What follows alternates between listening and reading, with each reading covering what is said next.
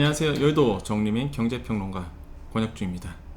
자, 오늘 정리해드릴 내용 바로 국민지원금 맞벌이 가구와 직장인 1인 가구 기준이 좀 완화될 것 같습니다. 이거에 대해서 정리를 오늘 빨리 해드리겠습니다.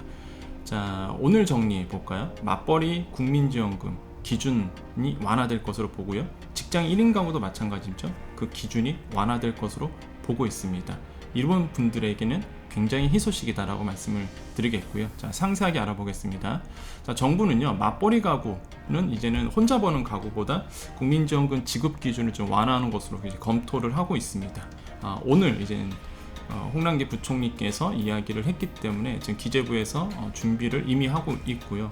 맞벌이 부부의 1억 원 소득은 혼자 버는 가구의 혼자 버는 부부의 1억 원 소득과 다른 측면이 있다라고 이제는 정부는 인식을 하고 있습니다. 그래서 볼까요? 뭐 다 필요 없습니다. 이거 한번 볼까요?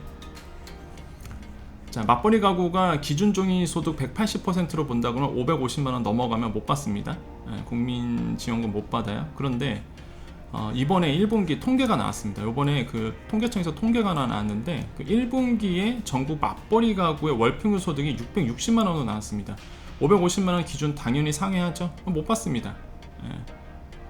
대부분 정말 많은 분들이 못 받게 되죠. 그래서 정부가 야, 맞벌이 가구는 야, 이 기준을 좀 완화시켜 줄게 라고 지금 얘기를 하고 있습니다. 그래서 제가 봤을 때는 기준 완화될 것 같고요. 확실하게 완화됩니다. 그래서 맞벌이 가구는 기준이 완화된다. 그래서 정부는 이제는 근로장려금 기준을 준용할 수 있다라고 얘기를 하고 있습니다.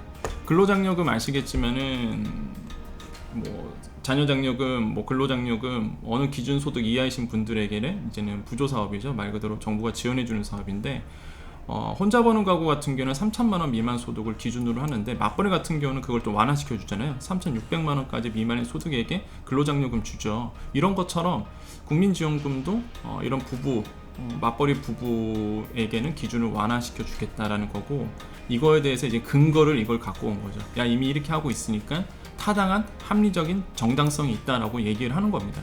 그래서 제가 봤을 때는 확실하게 맞벌이 부부는 기준이 완화된다는 거. 또 한 가지 보셔야 될 게 이거는 핵심이에요. 정말로 어떤 부분이냐면 완화되는 건 아시겠죠? 그런데 이런 분들이 있습니다. 생계 때문에 다른 도시에 거주하고 있어요. 누가? 맞벌이 부부가. 남편은 서울에 있고요. 그 다음에 이제는 부인은 뭐 예를 들어서 저기 멀리 계시는 지방에 계시는 거예요. 따로따로 계시죠? 이런 분들 희망한다면 가구 분리 인정해 주겠다는 얘기입니다. 왜냐하면 가구를 우리가 봤을 때 이렇게 부부가 멀리 떨어져 있어도 한 가구로 봅니다. 우리가 보통 가구 수로 따졌을 때 부부기 때문에 멀리 떨어져도 한 가구로 봐요. 근데 이렇게 되면 억울하다 이거죠. 이렇게 억울해서 만약에 정말로 생계 때문에 어쩔 수 없이 부부가 따로 떨어져서 따로 있다 그러면 이거 가구 분리 인정해 줄게 이런 얘기예요. 그러면 떨어지니까 뭐가 돼요? 따로따로 받을 수 있겠죠. 따로따로. 그래서 이런 것도 지금 정부가 추진하고 있다. 이거는 제가 봤을 때 혜택 받으시는 분들이 상당히 많을 겁니다.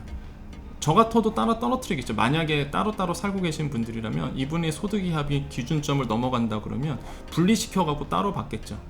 이렇게도 된다는 거. 그래서 요거 핵심 요거는 아마 많이들 모르실 겁니다. 그래서 이러한 내 환경이 이렇다 그러면 꼭 혜택을 받으시기를 말씀을 드리겠습니다. 자, 두 번째 이슈죠.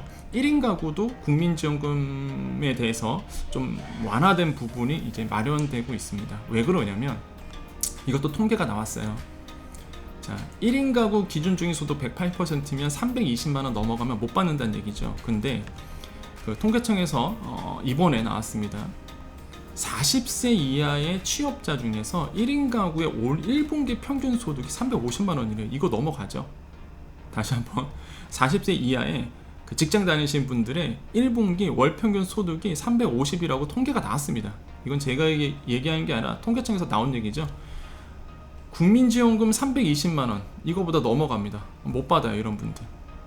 그래서 이거를 완화시켜 주겠다는 얘기입니다. 정부가 완화시켜 주겠다는 거, 받게끔 해주겠다는 거죠.